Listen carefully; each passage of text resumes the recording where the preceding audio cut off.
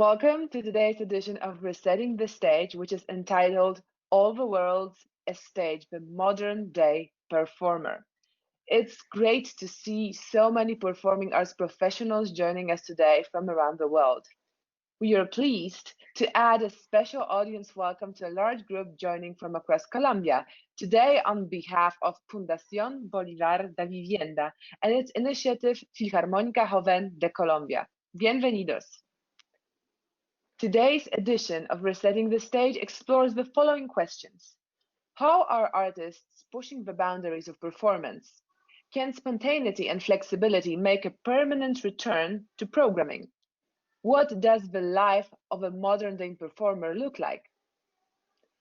It is a distinct honor to welcome our illustrious panel.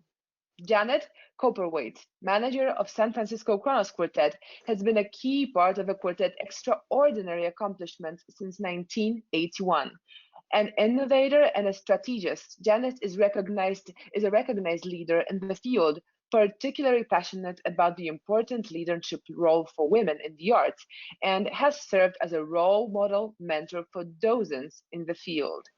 She has served on the boards of both the Association of Performing Arts Presenters and the International Society for the Performing Arts, and chaired the annual conference for each organization, as well as served in key strategic planning leadership roles for both as well. German-Greek pianist Danae Dörken is among the elite of internationally acclaimed artists of a new generation, electrifying audiences and peer musicians alike with her stunning technical skills, exceptional charisma, and great profundity of her musical thinking. She is today a regular guest of major orchestras, including the Munich Symphony, Royal Northern Symphonia, Estonian National Symphony Orchestra, to name just a few, and has performed to great critical acclaim at world's most significant venues and festivals.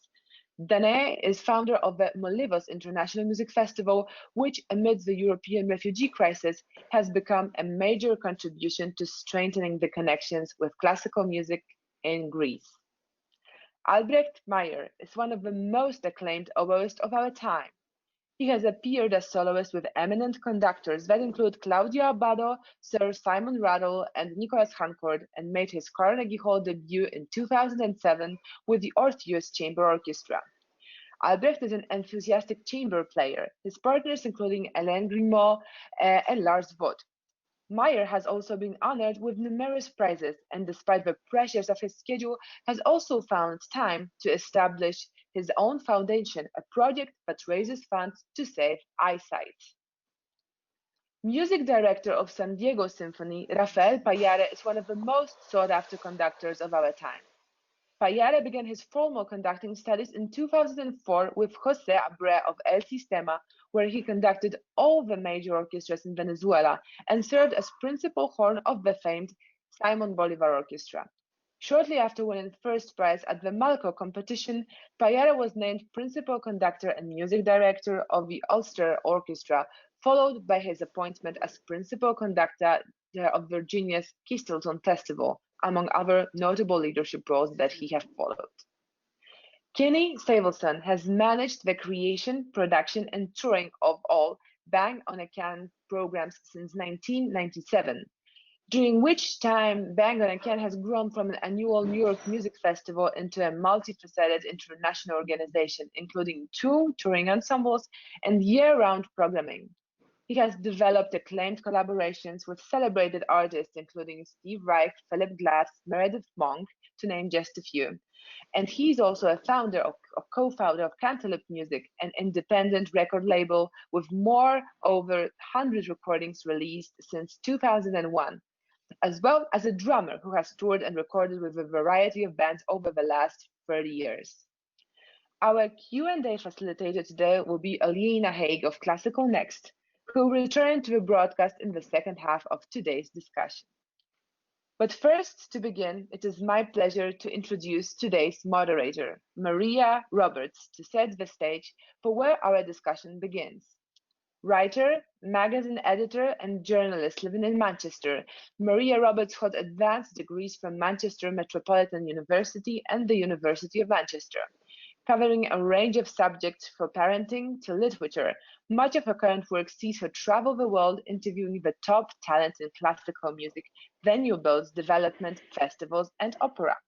Maria has delivered career talks and creative writing workshops at University of Manchester, University of Bolton, York St. John's University, Jerusalem International Dance Week, the University of Sharia, the Times Center, and for many private companies. Maria, welcome, and the floor is yours.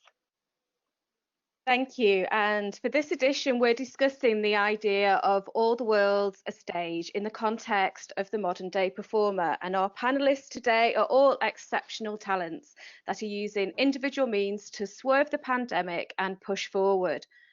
COVID-19 has hit the arts and events industry wickedly, but it's also thrown up examples of spontaneity, resourcefulness, resilience, and entrepreneurialism.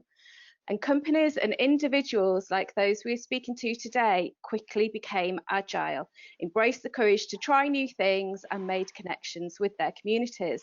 Some used technology to take on the responsibility of remaining relevant to their audiences by opening up their activities, often for free and on online platforms. While others, like Diego Symphony, picked up the phone to speak to philanthropists to measure the temperature of what lay ahead. And it seems to me that during this crisis, there's been a new democratization of classical music, making it even more accessible to those who may have kept their distance from concert halls. But are these avenues here to stay? And is it even financially viable to continue these activities in the post-pandemic world? Looking at our title more closely, of course, All the World's a Stage is a famous quote from Shakespeare's As You Like It. And As You Like It was first performed in the early 1600s, at the end of the Renaissance period and towards the Middle Ages, a period that, like now, was ravaged by a plague, whilst concomitantly expanding one's vision of the world. And as the famous quote goes, all the world's a stage and all the men and women merely players. They have their exits and their entrances, and one man in his time plays many parts.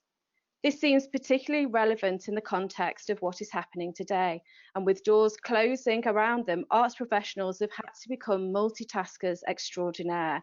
Moreover, the digital revolution has accelerated.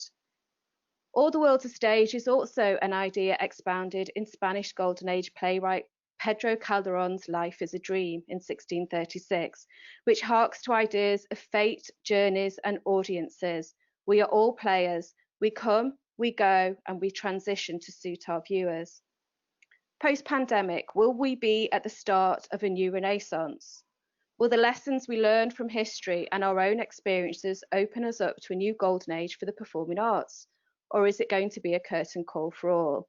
Let's see what our panel of experts have to say. Panel, where on the stage are you all right now? Are you centre stage, backstage, or are you waiting in the wings? We'd like to know what you've been doing lately and how it differs from the norm. Rafael, how's it been going for you? Oh, thank you very much, first of all, for inviting me to being here. It's been good. I mean, everybody at this moment, we could say it's well, pandemic well. We know how these things go. We have ups and downs, of course. At the moment, I am in San Diego. It started when the pandemic actually arrived. We flew from Berlin with my family and my daughter. That was back in March 13th.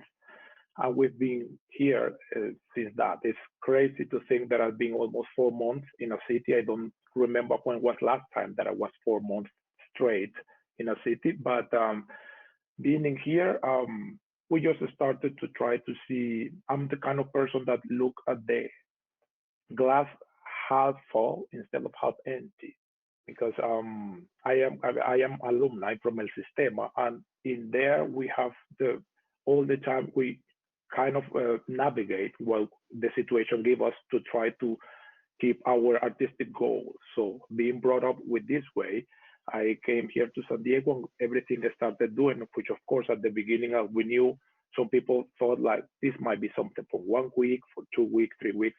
And then having this, we're starting to see how we could actually take this opportunity to be in touch with our audiences. And we start looking, having some different Zooms with subscribers and things. And then we came to the idea of like, let's make this program that is called Listen Here, and we just explore different pieces from beloved pieces, Beethoven, Mahler, Shostakovich, Tchaikovsky, and we give the opportunity to the audience to interact with us, and also for the point of view of the players, because you could have the structure, let's say the more lecture part, you will have the thing that programmatic why we do it, but also we need to know what the musicians on the stage are thinking when they are going to have this. So we create some kind of a mixture in this whole thing, and that's what we've been doing to try to stay in touch with our community. Mm-hmm. So it seems you've managed to keep a strong focus on your activities. What about you, Kenny, in Brooklyn with Bang on a Can? Well, when you asked the question, I was kind of wondering if you meant where I am physically or where I am emotionally or spiritually. All of those are relevant, I think. You know, in my mind, but I am here in Brooklyn, and it's been here for the last 4.5 months. We actually were on tour with Bang on a Can in Europe the end of February and beginning of March, and literally returned to New York. I think it was March 10th, and the following night the president went on television and banned flights from pretty much everywhere else. Mm-hmm. So it came to a crashing halt. You know, and it's been an interesting ride. I think this week more than others, it's I have the unusual answer, I think, regarding, you know, what I've been up to, in that I'm actually preparing for a set of actual live in-person concerts that Bang on a Can is going to produce and perform next week at Mass MoCA, which is a big contemporary art museum, a converted factory up in the Berkshire Mountains. So I guess that definitely differs from the new norm, mm-hmm. You know, but even though it's a live show, you know, with audience, it very much differs from every other norm that I think we are all familiar with in terms of live performances. There's so many considerations regarding how to do it safely, how everyone is feeling, really, you know, the different comfort levels among the musicians. I guess I'm impressed and encouraged by everyone's willingness to get out there and do something. And I think that is an optimistic sign for, you know, all of us as artists, in terms of, you know, the fact that this is, you know, not going to shut us all down, I think. And, you know, when circumstances, you know, present themselves in a more favorable way, that we're going to continue to be making music. You know, and of course that's the way it should be, isn't it? Because this wasn't supposed to be forever. This was supposed to be a safety measure to keep everybody safe. That's and true. We're supposed to get back out on the road. And Albrecht, you have been out on the road, haven't you? So we are managing to get some minutes with you whilst you're in a busy period of touring and performing. So what's it been like for you? Because you're like a real bona fide artist who's back out there doing his thing. I have to say, the last months have been extremely difficult for most of us and for most of my colleagues. But of course, I love the saying of Rafael about the glass half full. I never made that much recordings in my life in a row. So yesterday night I came back from a recording of a, for me, composed oboe concerto from Pēteris Vasks in Riga in Latvia. And so we had to postpone it because it was planned to be in May, and everything, even my festival in March in Hitzacker in Germany, we had to cancel the second half of this festival. And it was already a start where I thought, okay, where is this leading us, this pandemic? In the moment, I have to say, as a German, we are extremely blessed, because we're talking about a second wave in the pandemic, but we didn't have a first wave in Germany yet. That means, despite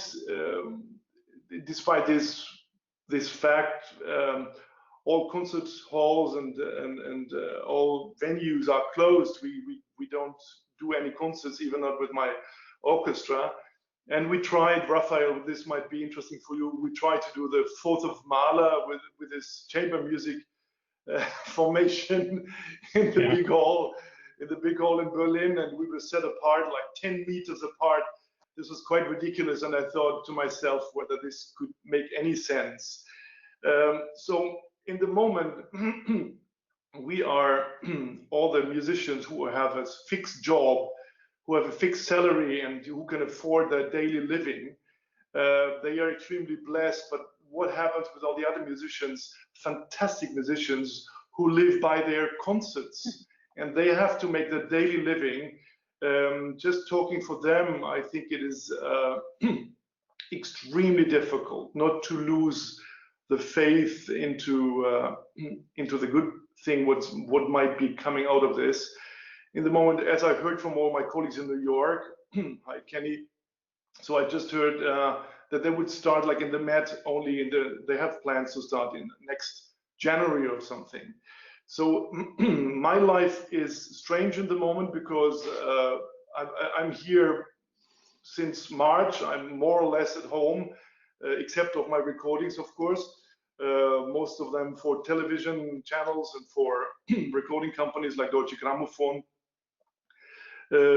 But we are desperately waiting for a big change, of course.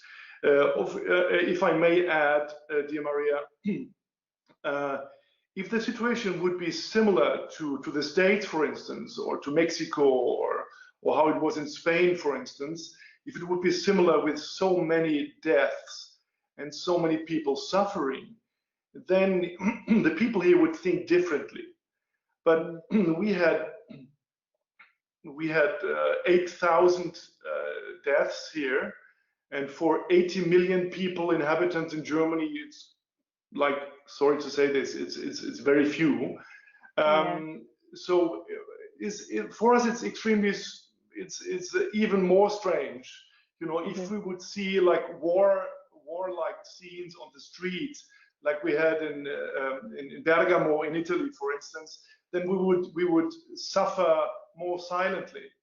But I think that's a good time to go to Janet, because in the US, obviously, it's been a very different situation, hasn't it, where the messages have been quite confused. And, you know, Albrecht, you've had the benefit of being sort of star soloist and part of a larger orchestra, whereas Janet, you're looking after a quartet, Kronos Quartet, who are very much like family members to one another. I suppose you're very much used to being on the road and being welcomed on the international circuit and at festivals, which of course is great for the ego of the musicians and for the company as a whole. And you haven't been able to get together since March, is it? Or the quartet was literally at the airport, ready to get on an airplane to go to the East Coast on March 11th when we delayed them to the next flight while the organizer was making the decision to cancel the concert, which I was behind and encouraged. So everyone got back to home base,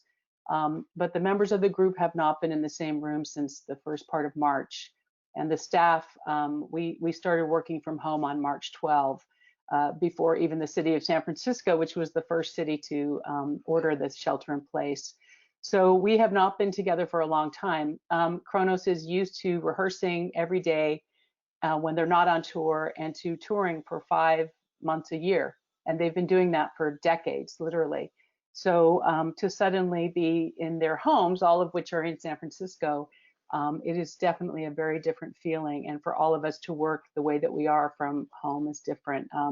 It does feel now like we're on the island of the United States of America. The borders are shut. We can't even travel freely to other states, never mind to other countries right now. So we're being very, very cautious, and I'll talk, I'm sure, a little bit later about the things we're doing to remain inspired and engaged, because the show must go on. The show just has to look different and change. We're all on a little gap, aren't we? Like a gap year for students, but actually for arts professionals, I think, which is quite possibly a well-earned rest. And Danae, your situation is quite different again. In Greece, you're actually going to be going ahead with the festival, Molyvos International Music Festival, this summer, aren't you? So do you want to talk to us about where you're up to right now? Because you must have had to shift your sort of daily tasks from potentially closing down 1 minute to actually getting up and getting going again pretty rapidly the next. Yes, exactly. So when it all started, I was actually on tour in Japan, and in Japan, the things had progressed a little bit more. So while I was playing there, some concerts were already being cancelled, and mine still took place. And then I came back, played one more concert in London at Wigmore, and then everything stopped. And for me, being one of the performers, Albrecht, that you mentioned, without a stable position, all concerts stopping is really a very scary thing. And for the festival that we have in Greece, it was the same. We have a festival on the island of Lesbos, which means traveling for musicians from all over Europe and also other continents. And simply the travel restrictions were already for us the reason that we knew that we cannot go ahead planning it as we would have normally.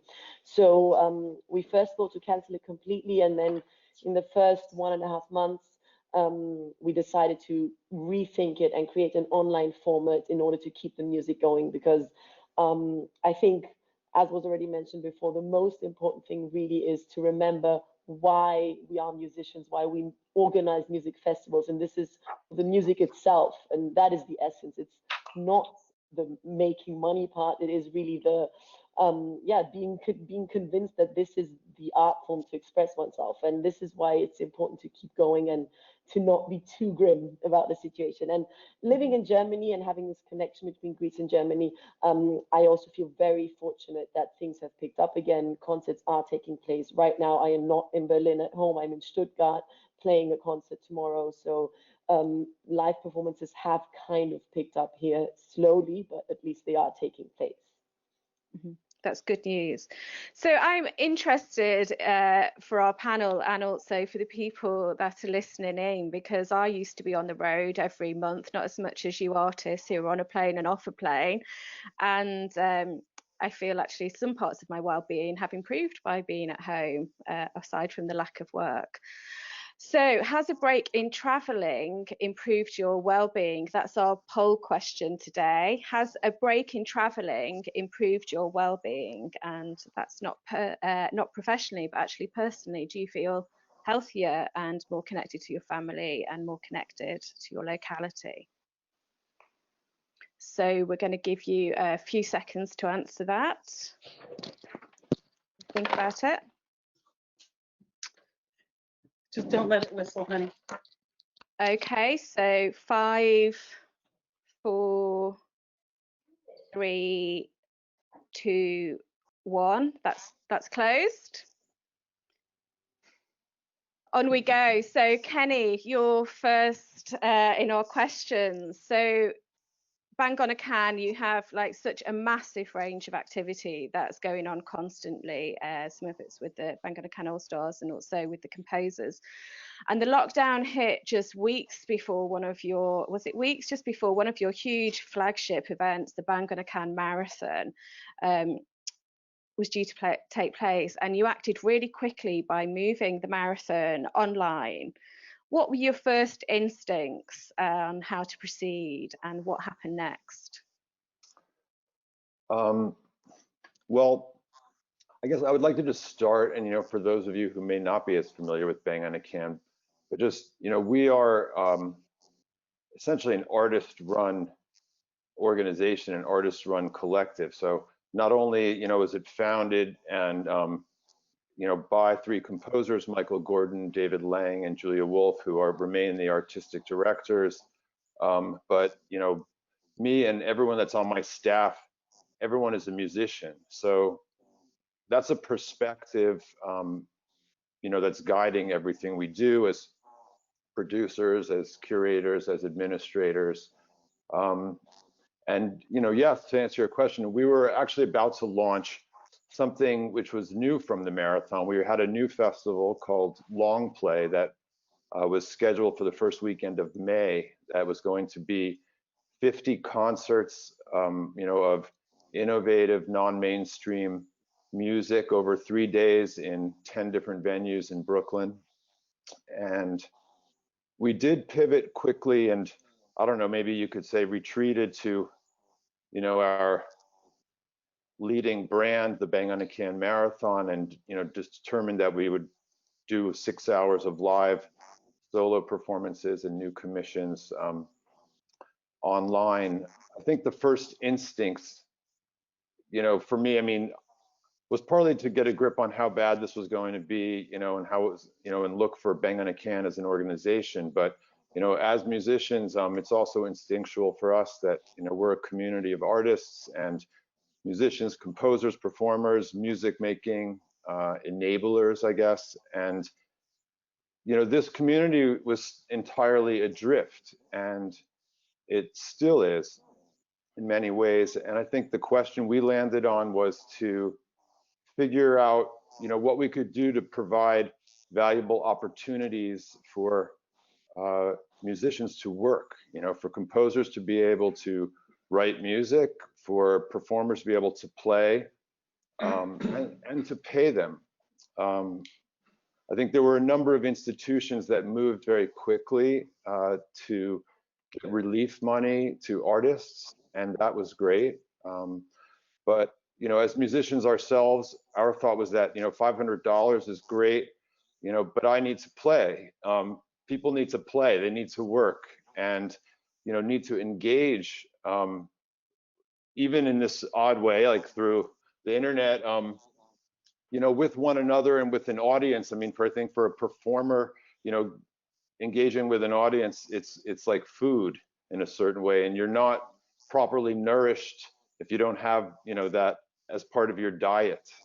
And, you know, now all of a sudden we're all asked to essentially, and especially then, you know, people are switching online, and, you know, you're kind of asked to, you know, cook a tasty meal, and none of the familiar ingredients, you know, are available to you. So, you know, I think we decided to focus our efforts on providing paying gigs for musicians, commissioning new work now that gets performed now. We settled, you know, in the time being on commissioning work, solo works for solo performers that could then be presented in, you know, in short order. How many of those works did you commission for solo?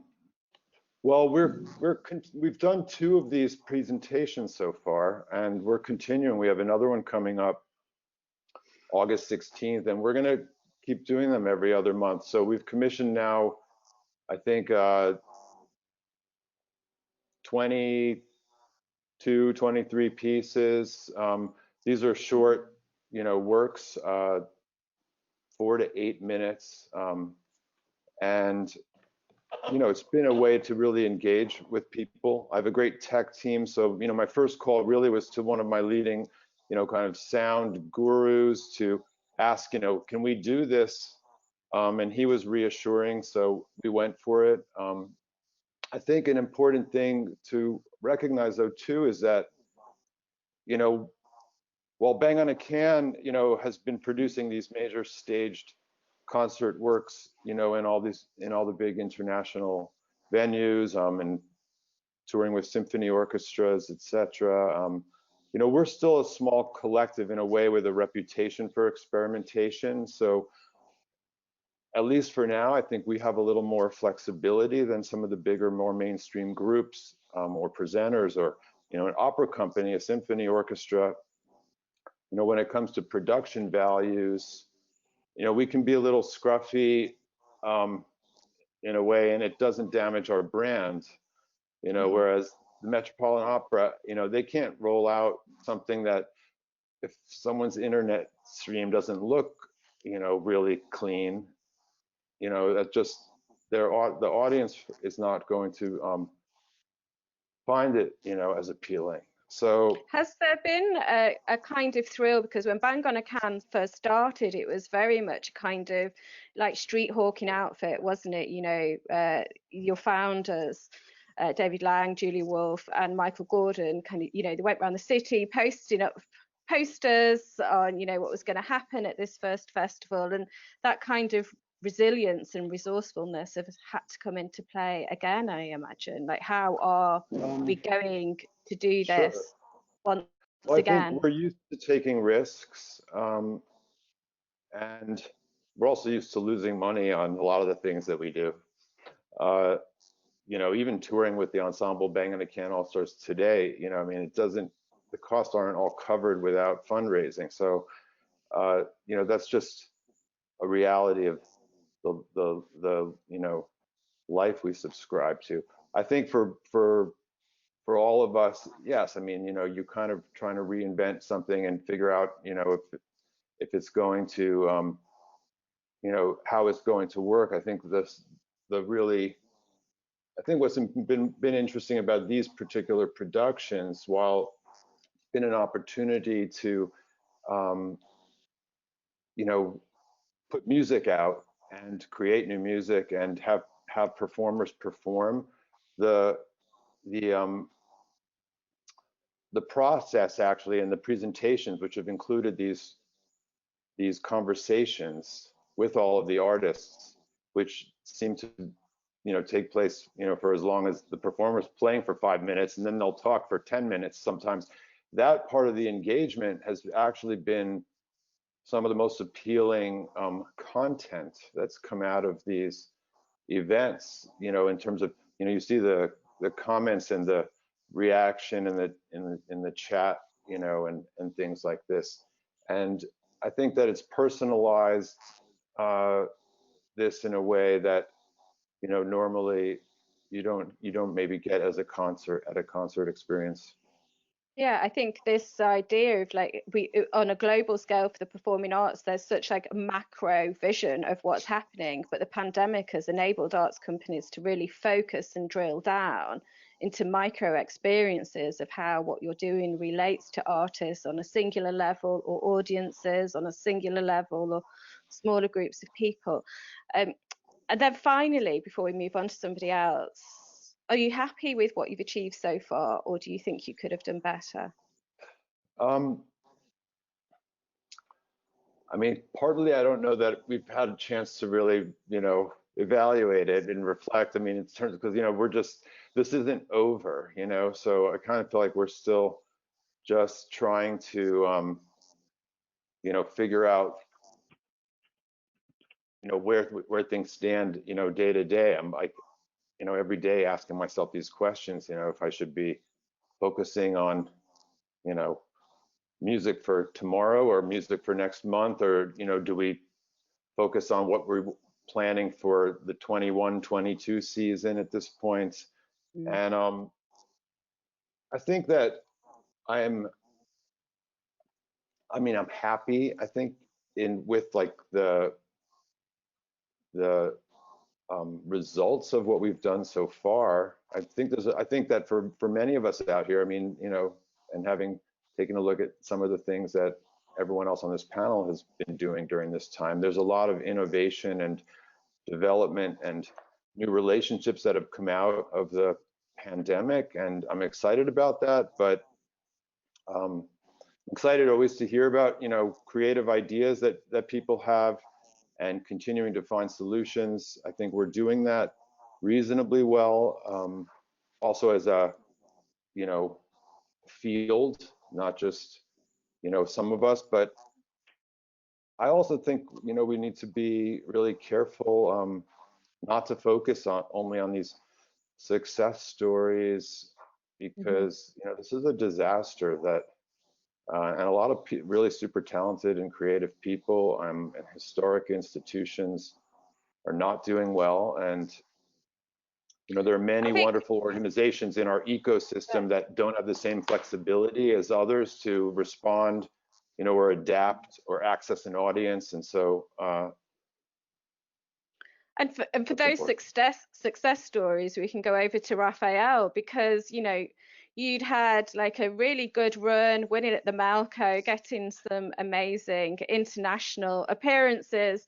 Then you get this fabulous job as music director of San Diego Symphony. You celebrate your inaugural season, and then everything changes. very quickly, doesn't it? From February.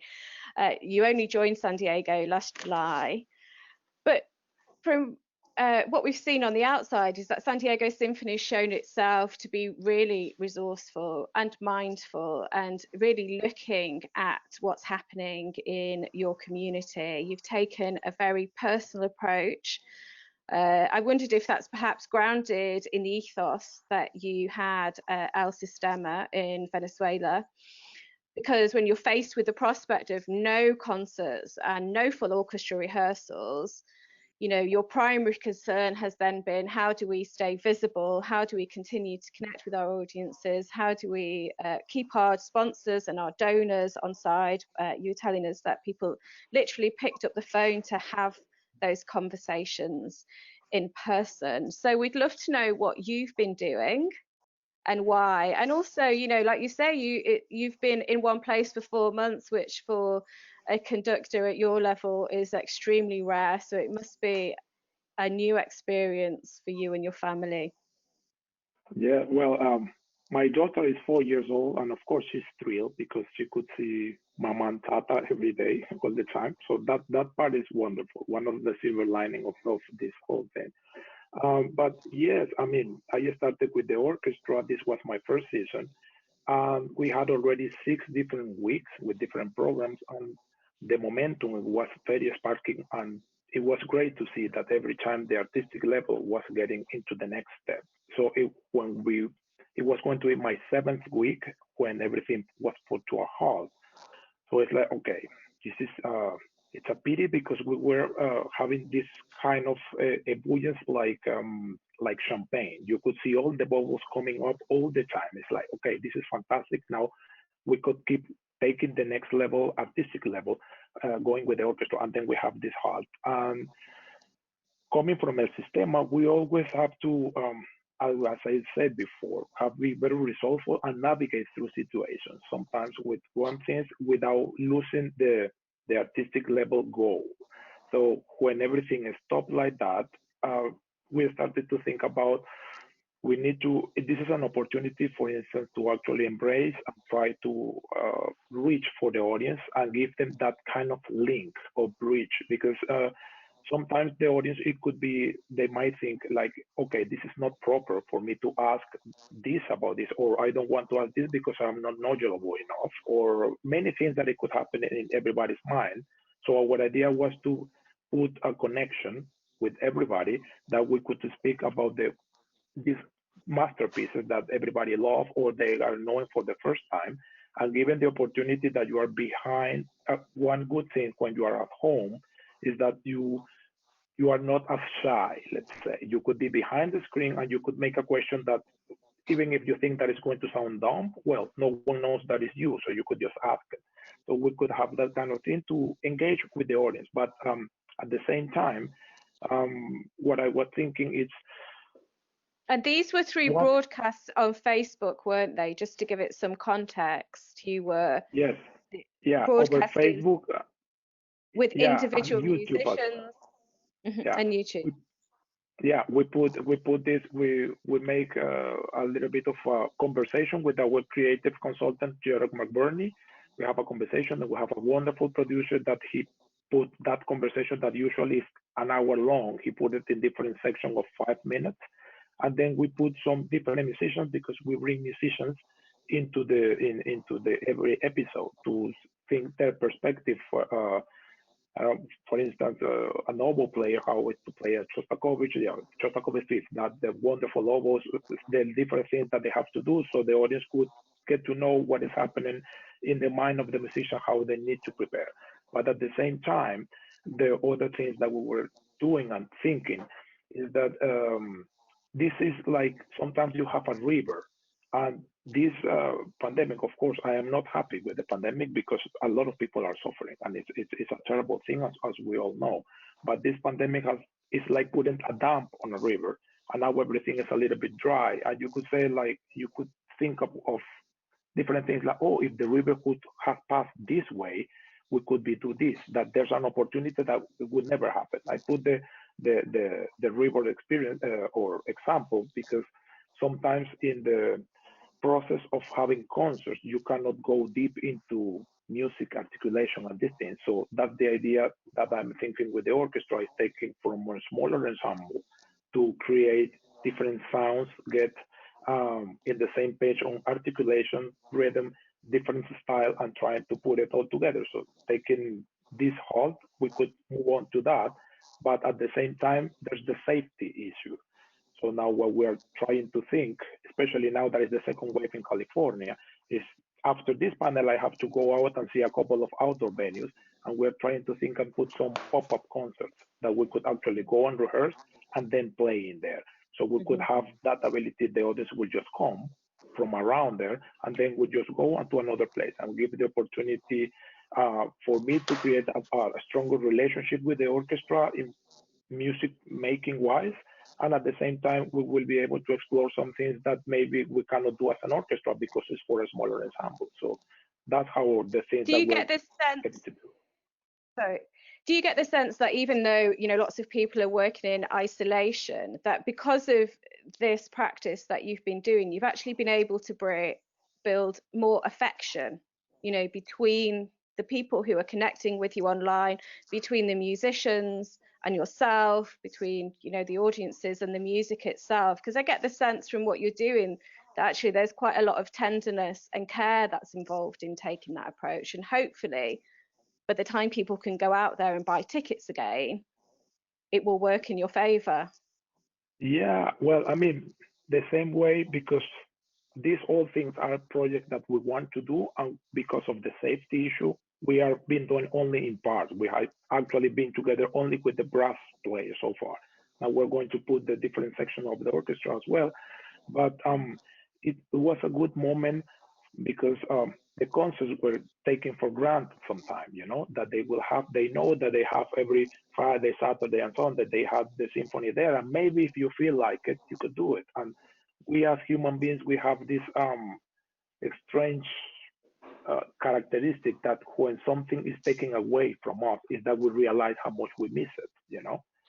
And we have that first, and even all the musicians, we want to be together, but at the same time, the audience also wants to have that kind of interaction. So for sure, I think there's a huge thirst and hungry for being part again of those things that sometimes, well, I don't feel like it, or I don't like that repertoire, and the moment is like, whatever you play, I'll go. I just want to hear it. It's a beautiful thing. Yeah.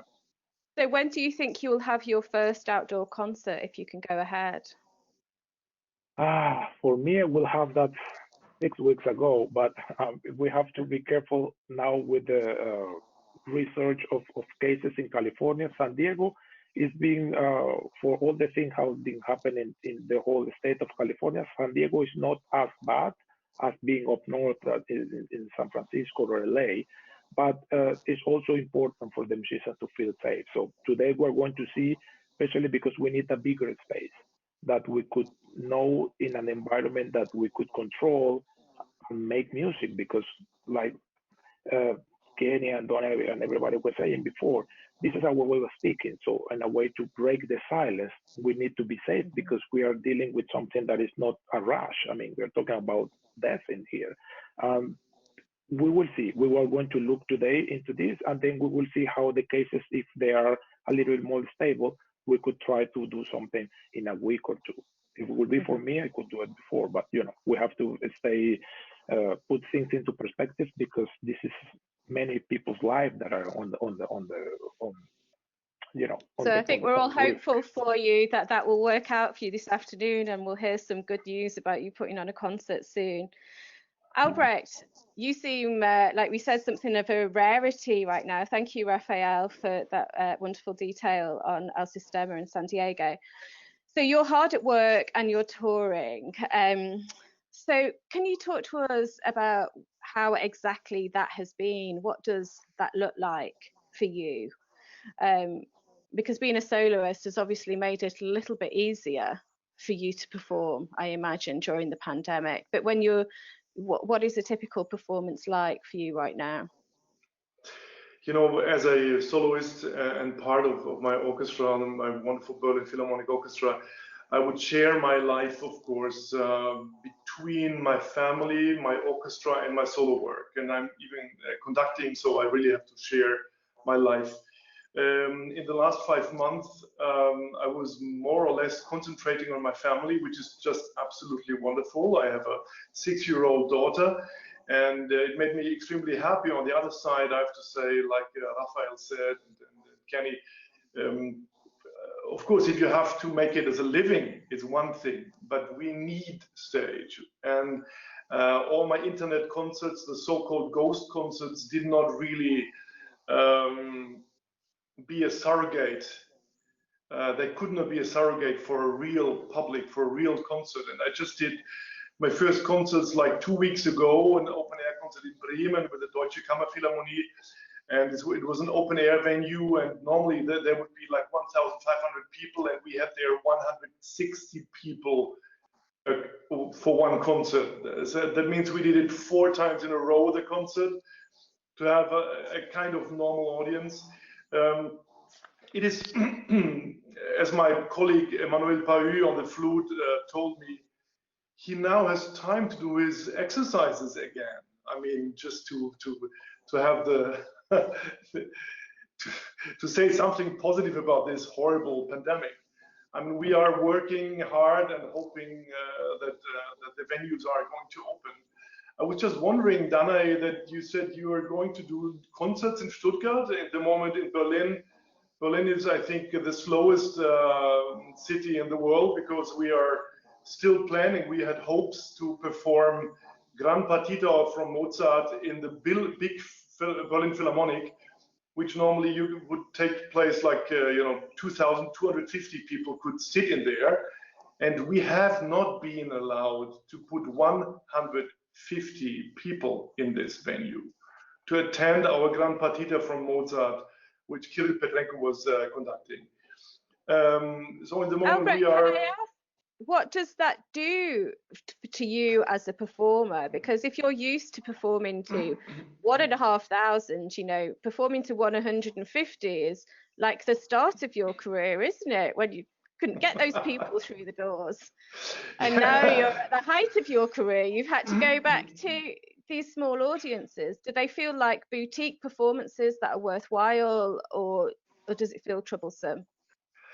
Actually, Maria, I feel a bit like Kenny at his early age. I think, I was going out at the lakeside and just standing there and playing for myself, and people started gathering around me, and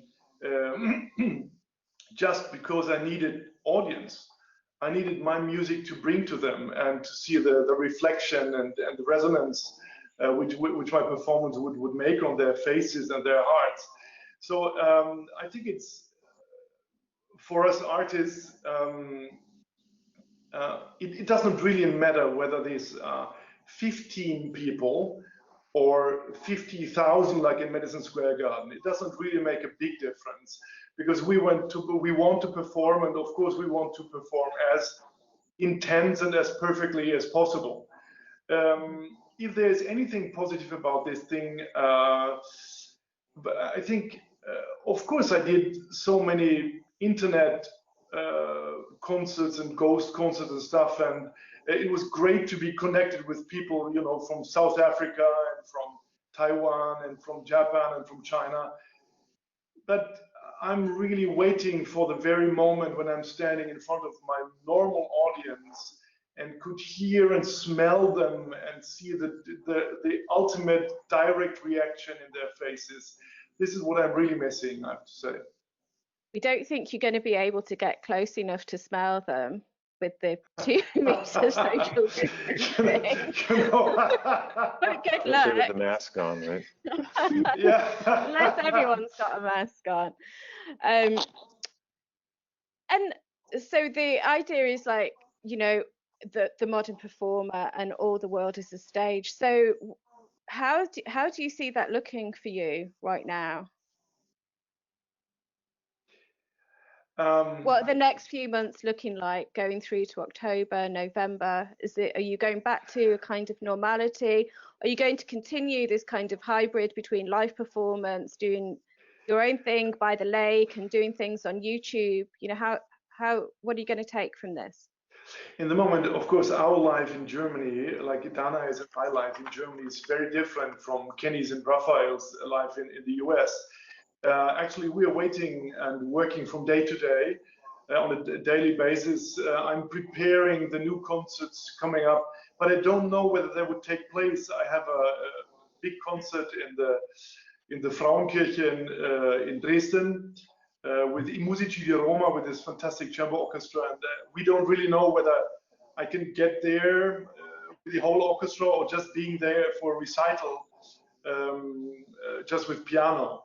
And I have to say, what is very hard to understand, if I may put up this on the stand for discussion, you know, I was flying yesterday from Riga to Berlin, and every place in the plane was booked. I was sitting there and I had my mask, of course, but look to Japan or look to South Korea, people go to the normal concert because they were anyway wearing masks since decades. So what I don't really understand is, I mean, as I repeat myself, if we have the same situation, if it stays like this in Germany or in Western Europe, then I would expect the responsible people to open up even more the concert venues. Because I have to say, despite my willingness and my enthusiasm playing online and in the internet, we all need the audience. And I fear, I might have heard this in Rafael's words as well, I fear that if we wait too long to let the people gather for our normal Western culture, they might get unused to it. They might just, you know, we anyway, yeah. You know, Maria, just the last point, in Germany, it might be different in other places, but in Germany, we are anyway working on the fact that we try to get the parent of the young kids into the classical concerts. It might be different in Japan, China, and South Korea, but here we have a very old crowd coming to the classical concerts. And if they are afraid of getting COVID-19, then the concert halls might be empty. So we have to work on some kind of consolation that if they have their mask, if they are going to disinfect their hands before and after the show, there is no way that they could get COVID-19. Even if You're right. It's a very confusing situation, and you know, it's why, you know, very much on a regional level, those decisions, in my opinion, would be better placed. For example, we have art galleries here, which, you know, on a good day might only have 20 people in them. So why can't those art galleries be open now? Or why can't children be having art lessons that are socially distanced within the art galleries? Some of the venues in the UK for classical music, you know, they might only have 40% capacity, you know, during the week. So you can social distance in those environments compared to a train or a supermarket. So it's something that's very difficult to understand. But we'll go to Janet now, because you're over there in San Francisco in the US, and what's happening there at Kronos, and what is it looking like over the next 6 months for you? Well, I think I would introduce it, because we've just been talking about regions and how it is in different places, by saying that San Francisco, in my opinion, has been very, very conservative about everything. So as I mentioned earlier, it was the first city in the United States to order the shelter in place in March. It's been slowly reopening and then closing again, and back and forth. We don't have any venues here that are open. None. No outdoor venues, no indoor venues. The only concerts that I'm aware of that are happening on people's porches or in front of their home. Yeah. Very informal, very community based. So that cautious nature is sort of pervasive in the city. I think there have been fewer than 60 deaths in San Francisco itself But of course, we're surrounded by many counties, large metropolitan area, and each county is different. So with that in mind, and this sort of conservative approach to it all, I would say that we feel that way too. The members of Kronos are being very cautious. Of course, it's very upsetting and distressing to not be able to play and to not be able to be with your colleagues in the way that you're used to. To speak about them first, they, from the kind of get-go, they tried to figure out how to rehearse, which I'm sure a lot of the musicians on this tried to do that too, kind of in this sort of Zoom atmosphere, and very quickly determined that that was incredibly frustrating given the nature of their music. And so they've been from their 4 different homes trying to work together every day, and just spent about literally like 10 or 12 weeks working with a group at Stanford, the Karma Lab at Stanford, working on a new platform. It's not a new platform, but it's not a commercially available platform. It's open sourced, called Jack Trip, which enables simultaneous playing from different locations with a lower latency. So it's not as user-friendly as some of the other platforms. So it took a while for the members to figure out how to do it, to get the right microphones. We had our engineer on board. We had another, 6 people in a rehearsal for a quartet, all from different places. But long story short, after many months of trying, they figured it out. And a couple of weeks ago, we're able to play live simultaneously from 4 different places for a festival in Europe, in Slovakia, called Pohoda in the Air, a festival that had moved to a purely digital format. So it was a half an hour performance. It included some live and it included some pre-recorded, but it was the first time to actually play live before an audience, and that was very fulfilling, I think, for Kronos, and a milestone. And frankly, it looks a little crude when you look at it, and it sounds that way too. It's not. It's as it was put by Chris Chafe, one of the developers. It's in its infancy as a technology, but we were anxious to try it, and now we know we can do it. So in addition to trying to play music together, I think the quartet has used this time also. They haven't been in one place for this many months, I think, since the 1980s. And so they've used this time. Janet, how have the other musical organizations in San Francisco pulled together to collaborate? Because if you're not able, other people have got a certain amount of freedom, but you've had very little freedom. So has it been supportive amongst the organizations? And also you've got the tech community that's so close by, haven't you? Yeah, we do. I think it has been. I know that David Harrington, the artistic director, has made a habit of having really regular conversations with a lot of our colleagues, not just here in San Francisco, but in other parts of the country too. And that's a bit of a luxury, again, on the positive side, to be able to have a weekly call to just exchange ideas about how to work together now and in future. And also just to research things and to do some of those projects that aren't about music making, but like projects for us that are related to our archive or our legacy, or some other things like that. I mean, the time has been, I was about to say well spent, and I would just say it's been spent. And it's definitely with frustration and depression and disappointment, but everyone is very motivated to continue. Our cellist, Sunny, had a baby in December, so for her it's been a wonderful time to do the usual juggling that working parents have, but to be with her baby, and so that's been wonderful.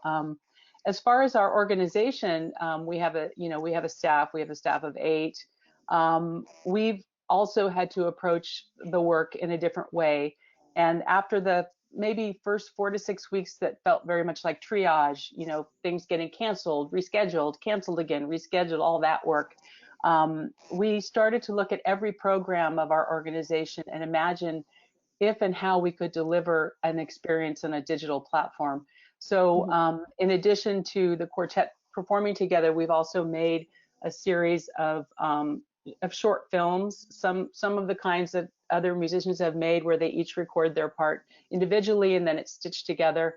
And then we've also had filmmakers make films using existing recordings. So we've tried to stay present and creative in that way. It's very different. It's like learning a new set of skills, but it's actually been creative. Yeah, really, it must have been, as well as, you know, the distress, but it must have really injected you with new passion, because you have this fabulous reputation, I suppose, that you've been able coast on. And I don't say that in a negative way, but I mean, you were comfortable in the solidity of that reputation. We're going to have to move on to Danae now, because you're at the opposite end of Janet, really, because your festival is very much a new enterprise, isn't it? And it's in Greece and it's on an island. So in any normal situation, you might think that the seclusion of the island might work against you. But now in a pandemic, actually the seclusion of the island and the openness is surely working in your favor.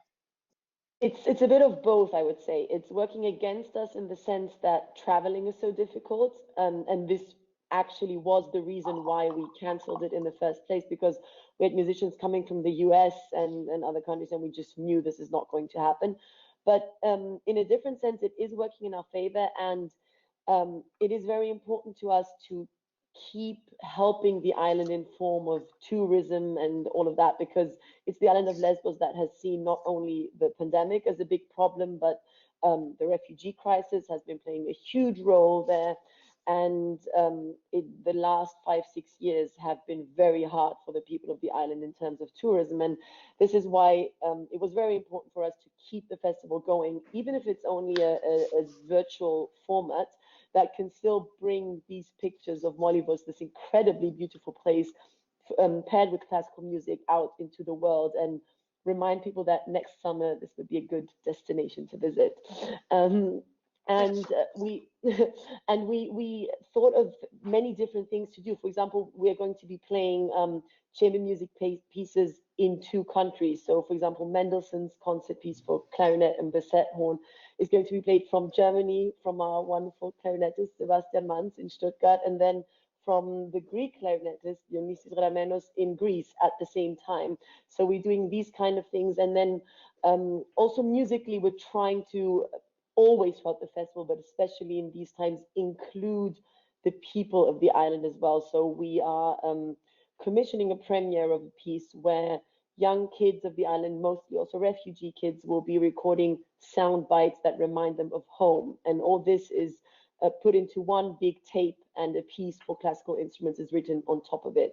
And this is how we're also trying to keep them included in the whole project.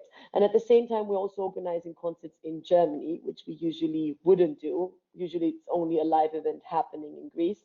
But we will be playing in Berlin, and now in Stuttgart. The concert tomorrow is one of the festival's concerts, and we are cooperating with the wonderful ARD Radio Festival, and they are helping us broadcast this Molyvos event as well. So it really is trying to connect these 2 countries, and that's what we have developed also this new theme. We've named the new festival Synchronicity, to just highlight that when several things happen at the same time in different countries, it can be connected through one medium, in our case, music, and are trying to go forward like that. Just a final question before we're going to move on to our Q&A. As a musician yourself, it must be very exciting and invigorating, though slightly scary, because a lot of recitals are about tradition and history. They're recitals of something that had happened in the past, but it sounds like what you're doing on the island is actually you being very responsive. You're using music to have contemporary responses to what's happening now. Yes, I think that especially as a young musician in today's times, you absolutely have to do that. I think just relying on the traditional way of playing concerts and recitals is not enough. I think especially in my generation, this is a generation of musicians that very often have their own festivals, have their own initiatives, own projects, own ideas. And I almost feel like it's a responsibility to do our part in society with the means that we have. And if we have any kind of stage, it's important to use it to be responsive to what is happening in the world right now. Mm-hmm. So that's going to lead us on to our second poll question, which is, I think, something that affects all of our panelists today.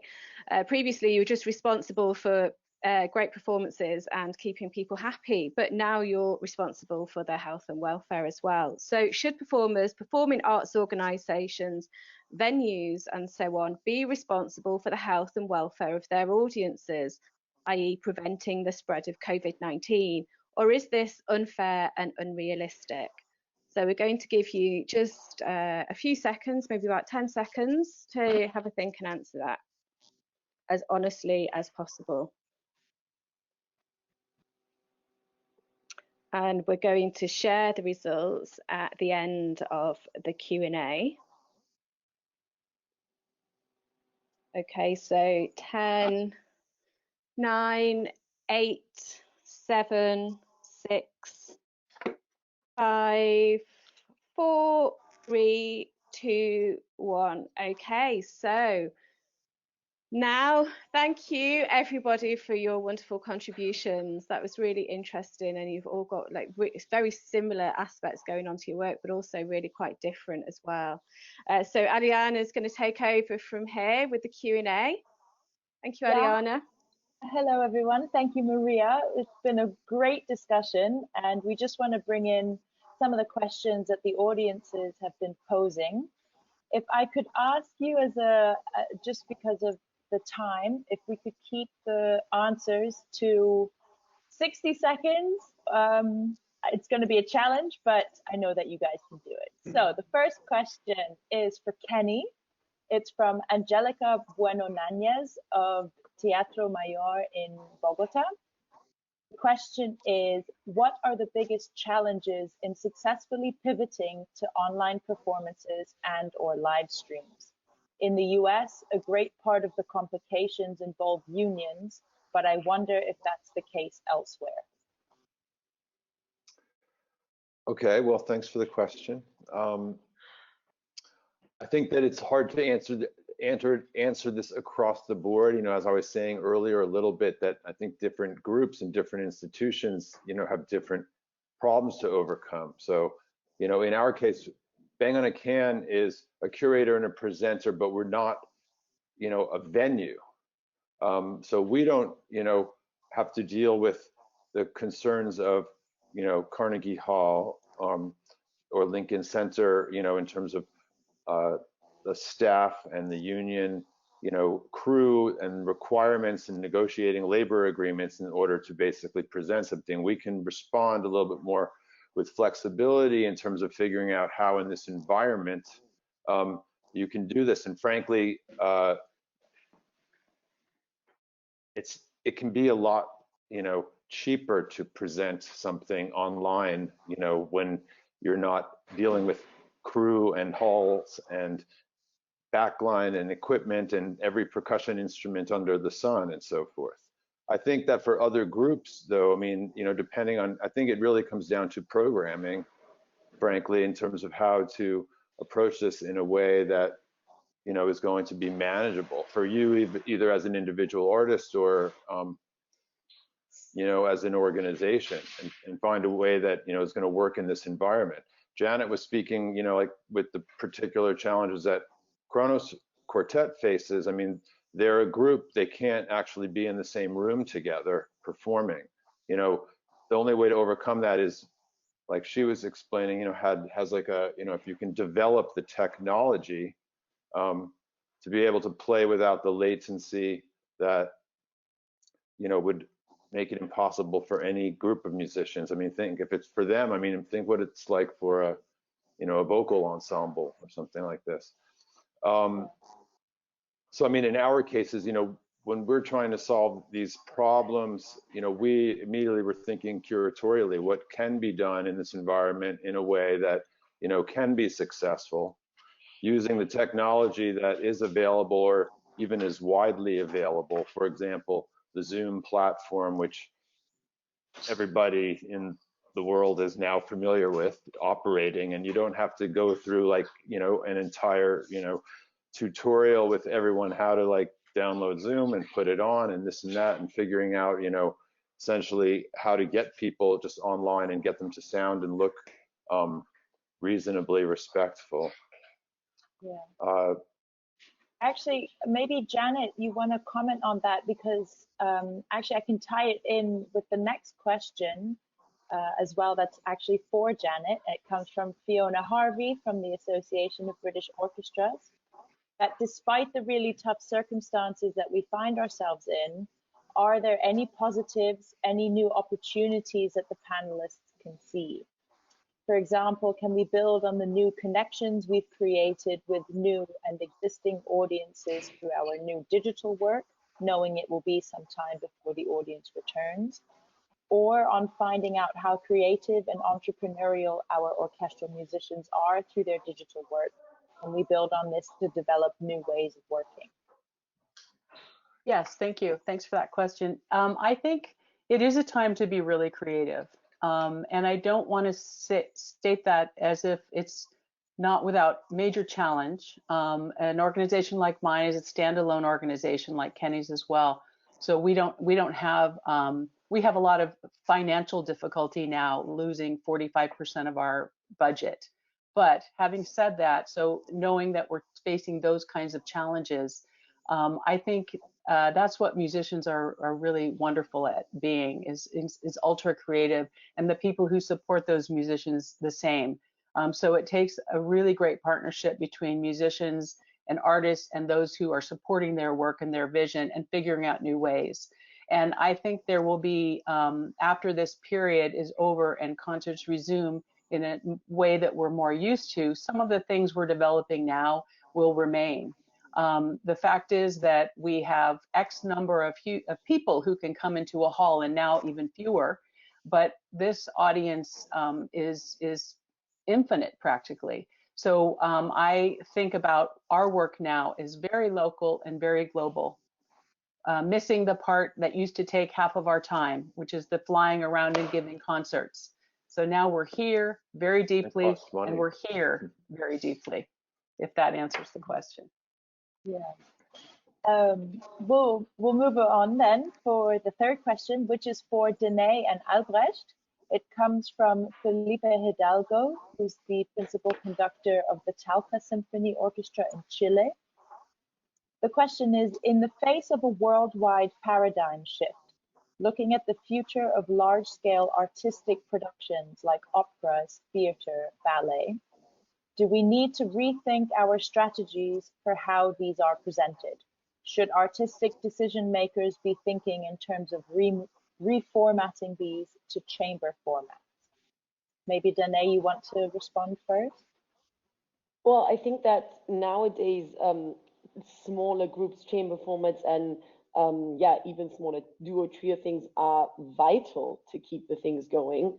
I think that kind of, as you already mentioned, Albrecht, doing Mahler 4 in the chamber setting is of course kind of the way to go right now. At the same time, I do want to stress that it's not the only thing. I don't think we should be missing out on the big wonderful productions that there are for big symphonic orchestras, big operas. So it's not that this is a replacement that is going to just leave the other thing to make it redundant. It's not making it redundant. It is something to do right now in order to keep the music going. But I do think as soon as we can go back to the big productions, it's something that we definitely should and have to, because we would be missing it dearly. If I may add, thank you so much, Danae. I have to say, the experience I had when I was 14 years old to play the first time the Brahms First Symphony in C minor, this experience I wish to everybody.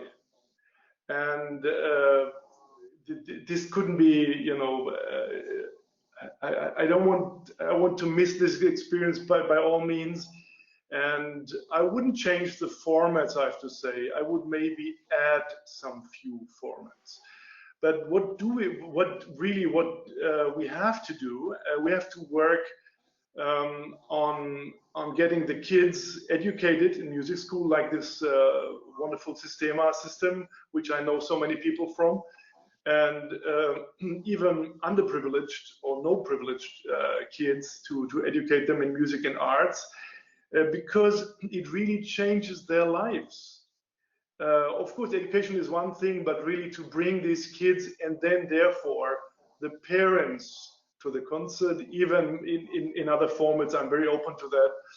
It could help to replace some of the things which we will be missing. I'm sure we are going to lose some of the audience, of course, because some might be so afraid and so anxious. So we have to work on that. I don't want, please forgive me for saying something, I don't want to end just that our classical art, whatever it might be, theater and galleries and everything in music, is dependent on rich people. I don't want to have that to happen. We've seen this in too many countries, and we are blessed and privileged in Germany that we didn't have to do that.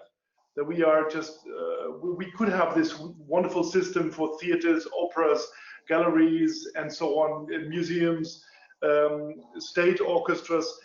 I can't, in this very moment, I can't think of changing any of that. Yeah. Actually, so our last question ties in very nicely with what you've just mentioned, Albrecht, and it's addressed to Rafael. It comes from Jovanka Jankovic from ArtLink in Belgrade, Serbia. The question is, as a former principal of the Simon Bolivar Orchestra and having led many El Sistema orchestras from Venezuela, could you share any guidance on balancing the goals of artistic excellence and social inclusion for training orchestras? Is there a particular teaching methodology that you would recommend, or should these decisions be made locally based on the specific needs and context of a given community? Big question, but if I could ask you to keep the answer short, that'd be great. Sure. The shorter version of all of that, it has to be a mixture, because of course every situation is different, and I was brought up from El Sistema, but the artistic achievement, it should never be in jeopardy. We should, I mean, one of the things that the Maestro Abreu did during his time was always exposure to the highest quality. That was why in El Sistema, he always brought the people from Albrecht, like he went to Venezuela and the Berlin Philharmonic, and get the best kind of education tools. So any kid, whatever is their background, could access that. Because as we know in art, we have this amazing thing with the artistry that it is naming a book these days is a terrible thing, because we know. But once you are exposed to quality, you will never stop trying to reach that.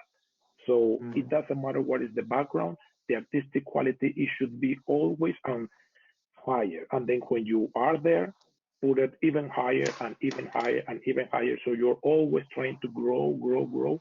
And that's the way things have been placed into Venezuela. And that's my way of living, per se. So I hope that I was short enough. Very well done. I will hand it over back to Maria, who will conclude the session. Thank you, everybody. Hi, thanks, Ayana. So we're going to go to our poll results. They were fantastic answers. And then after our poll results, we'll have a quick summary of the session. So our first question was, do you feel that your well-being at the Breaking Travellers improved your well-being? And it's very much like the Brexit results. We have 48% of people who say yes and 52% of people who say no, which is very evenly spread, isn't it? So I think that's very interesting, where people can vote anonymously. Some people are actually quite enjoying staying at home for a while. And half of every day I'm happy and half of every day I'm not. Yeah, bear that in mind, Executive Director. Half of every day I'm happy to be home, and half of the day I'm not happy to be home. I feel like that about my full day. I start off happy in the morning and happy by the afternoon. And then the second poll is, should you be responsible for the health and welfare of your audiences, especially in relation to COVID-19? And overwhelmingly, you said yes. I thought perhaps there would be more people saying no, but that's a very responsible reaction to that. Yes, you feel that you are responsible for the health and welfare of your audiences. Just to summarise here, I don't think we've got much time to further our questions before Gozia wraps it up.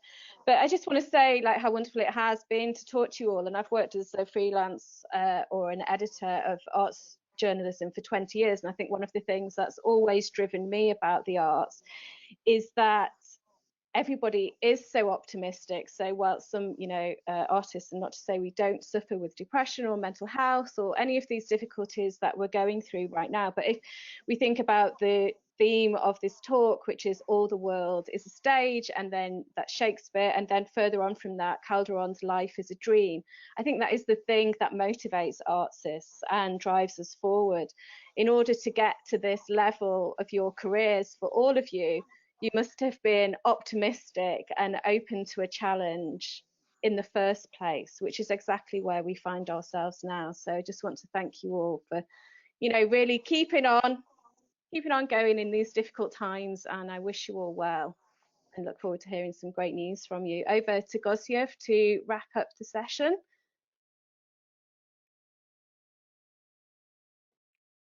Maria, thank you so much. Before we wrap up, I wanted to share a brief information about our upcoming sessions. On behalf of the Global Leaders Program, the Spanish Association of Symphony Orchestras, and Classical Next, the global gathering for all art music professionals, we are thrilled to jointly announce today that following a short break in August, Resetting the Stage will continue on September 10 with the launch of the second round of our conversations. 8 new sessions will be held every 2 weeks through the end of the year, dedicated to a wide range of rapidly evolving themes critical to performing arts professionals as the sector continues to transform. The next wave will widen the conversation, encourage greater participation, and extend the reach to include the voice of more communities around the world, including the addition of more voices from Latin America. Upcoming sessions explore issues from public policy to philanthropy, from musical composition to broadcast, from conflict resolution to legal responsibilities, and other subjects with a range of industry experts and practitioners on the front lines. We invite you all to join and engage in these upcoming learning events as we work together to navigate these dynamic times in the evolution of performing arts, charting new paths into the future. Join us by listening, exchanging, and discussing in cross-sector and cross-country conversations, and be a part of the global chorus to make sense of this world transformed. We look forward to sharing news with all of you in these upcoming sessions and the registration process in August. And now we conclude by saying thank you to today's exceptional panel, Janet, Danae, Albrecht, Rafael, and Kenny. On behalf of all the public tuning in, we really appreciate you sharing your perspectives with us today. And of course, huge thanks to Maria Roberts and our colleague Alina Haig in Classical Next for your help to moderate.